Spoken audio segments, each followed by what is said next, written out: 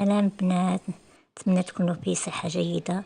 اليوم غادي نقدم لكم مرقة نتاع الدجاج بالكابويا بسيبسي وكبدة الدجاج بالبصلة والطماطم. كنديرو الزيت في الكوكوط مع الدجاج والملح ثوم، نحركو هداك الشي، نقليوه حتى يتقلى لنا مزيان اللحم والثوم.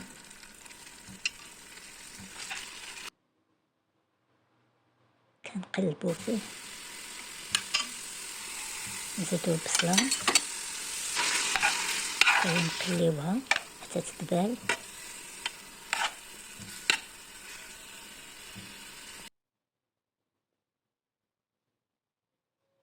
كنحركو باش ما تلصقناش هاديك البصلة والثوم وقع الكوكوط.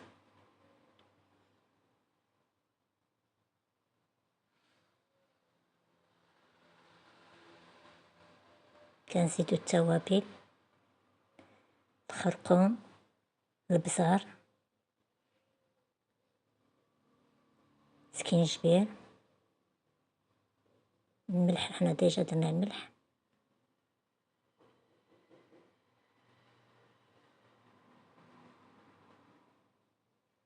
كندخلو هاديك التوابل في الدجاج مع التحريك. نزيدو الطماطم محكوكة مع شوية معدنوس، كنحركو باش تدخل هاديك المكونة في الدجاج. كنزيدو كاس ما، كاس ونص، كنحركو ونخلقو على الكوكوط. من الدجاج يطيب لنا، قرب يطيب، نزيدو عليه الكابويا بسيبسي. هاهو قطعتنا موجودة معلكة ولذيذة. الآن كبدة الدجاج سلقتها قبل ما نقطعها، سلقتها بالماء والملح.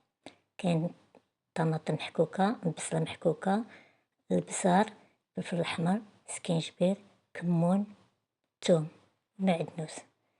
قطعنا هاديك الكبدة إلى قطع صغيرة، قلعت لها هادوك الجلدة اللي يكونوا فيها حمر تاع العروق تاع الدم.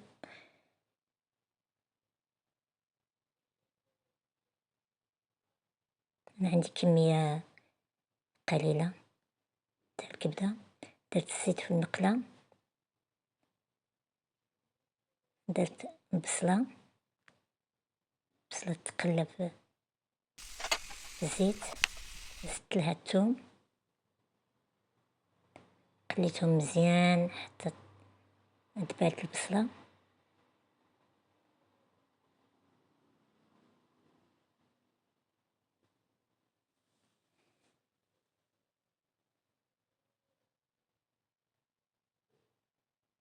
زدت لها طماطم محكوكة، خلطت الكل مع التحريك المستمر باش ما تلصقليش ديك البصلة والثوم.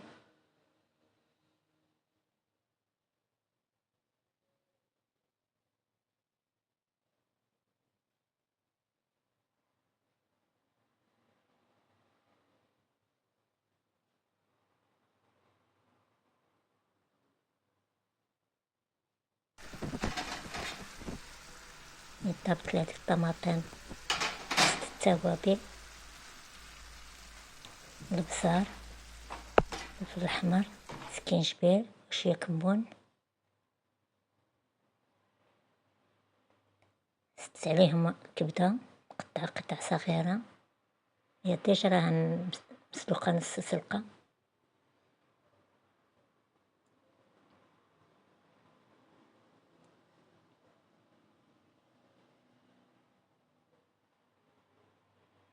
زدت عليهم معدنوس مقطع، خلطت العناصر كاملة.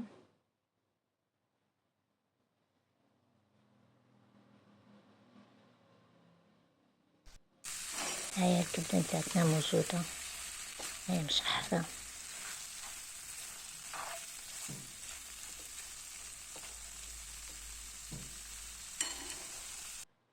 تاكلوها بالصحة والراحة، هي والمرقة نتاع